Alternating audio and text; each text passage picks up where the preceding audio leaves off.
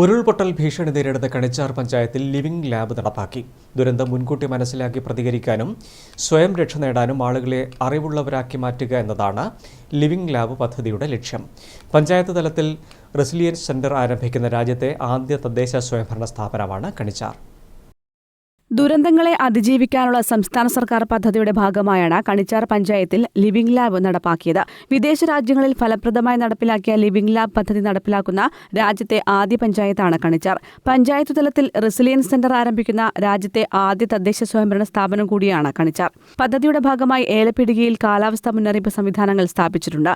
ഇതിൽ നിന്ന് ലഭിക്കുന്ന വിവരങ്ങൾ നേരിട്ട് ജനങ്ങളുടെ ഫോണിലേക്കെത്തും. ഇതുവഴി ദുരന്തസാധ്യത മുൻകൂട്ടി അറിയാനും ജാഗ്രത പാലിക്കാനും സാധിക്കും.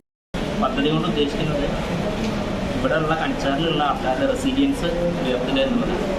ഈ ദുരന്തം സംഭവിച്ചിട്ടുണ്ടെങ്കിൽ അതിന് എത്രയും പെട്ടെന്ന് ബൗൺസ് ബാക്ക് ചെയ്യാനുള്ള തരത്തിലുള്ള പ്രവർത്തനങ്ങൾ പദ്ധതികൾ ചെയ്യാം പഞ്ചായത്തിൽ ആവിഷ്കരിക്കുക.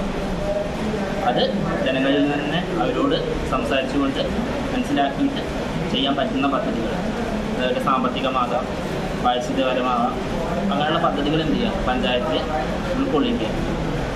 ആ ഉൾക്കൊള്ളിക്കുന്നതിൻ്റെ ഫലമായിട്ട് അവരുടെ റെസിലിയൻസ് എന്ത് ചെയ്യും വളരെയധികം കൂടും. ഈ ദുരന്തം എന്തെങ്കിലും വരുന്ന സാഹചര്യങ്ങളിൽ അവർക്ക് സാധാരണ ജീവിതത്തിലേക്ക് തിരിച്ചു വരാനുള്ള അവരുടെ ഒരു ശക്തി കൂട്ടുക എന്നുള്ളതാണ് ഉദ്ദേശം. നിലവിൽ ഈ ലിവിംഗ് പദ്ധതിയുടെ ഭാഗമായിട്ട് കേരള സംസ്ഥാന ദുരന്ത നിവാരണ അതോറിറ്റി ഒരു ഓട്ടോമാറ്റിക് വെതർ സ്റ്റേഷൻ പുതിയ സ്ഥാപിക്കേണ്ടതായി. അതിനുശേഷം IIT റൂർക്കിയുമായിട്ട് ഒരു MOU സൈൻ ചെയ്തിട്ടുണ്ട്. ഒരു ഏർലി വാർണിംഗ് സിസ്റ്റം സ്ഥാപിക്കാനുള്ള MOU സൈൻ ചെയ്തിട്ടുണ്ട്.